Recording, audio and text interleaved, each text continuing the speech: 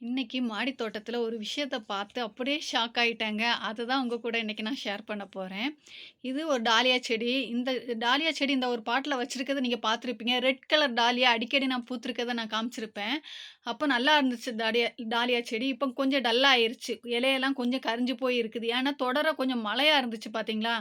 இன்னைக்கு தான் நான் மாடி தோட்டத்துல தண்ணி ஊத்துறதுக்கே வந்தேன். நெறைய நாள் விட்டு. இது ஒரு சொரக்கா கொடிங்க. அந்த டாலியா செடி பாட்டுக்குள்ளேயே இருந்துச்சு இந்த சொரக்கா செடி. காஞ்சு போய் இருக்குது பாருங்க. இன்னைக்கு தான் நான் இத பார்த்தேன். காஞ்சிருச்சுங்கிறது எனக்கு இன்னைக்கு தான் தெரிஞ்சுச்சு.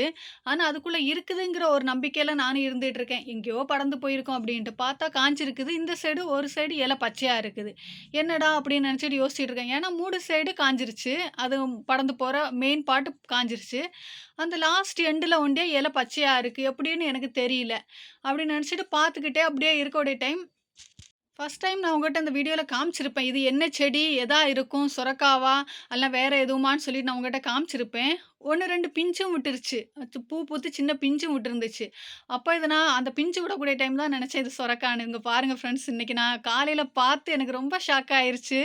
அ ஏன்னா, இவ்ளோ பெருசா கண்ணுல சடனா பார்க்கக்கூடிய டைம் நமக்கு ரொம்ப சந்தோஷமா இருக்கும். நான் நெனைக்கல இவ்ளோ பெரிய காய் எனக்கு கெடைக்கும். இதுவரை மாடி தோட்டத்துல நான் சொரக்கா ஹார்வெஸ்ட் பண்ணதே இல்ல. பார்த்தோனே பாருங்களேன், செளி மண்ணா அப்படியே இருக்குது. ஏன்னா, இதுக்கு முன்னாடி நான் பார்க்கல. அதனால நான் அத தூக்கி மேலயாவது வச்சிருப்பேன் பார்த்துருந்தா. அது அப்படியே நின்னு வளர்ந்து குட்டையா சுரக்கா காய்ச்சிருக்குதுங்க. எனக்கு பார்க்கக்கூடிய டைம் ரொம்ப சந்தோஷமா இருந்துச்சு. அப்படியே விட்டுட்டேன். அதுதான் உங்க கூட நான் சொல்லணும்னு நெனச்சேன். ஷாக் ஆயிட்டேன் இன்னைக்கு மாடி தோட்டத்தில மார்னிங் காலையில போன உடனே.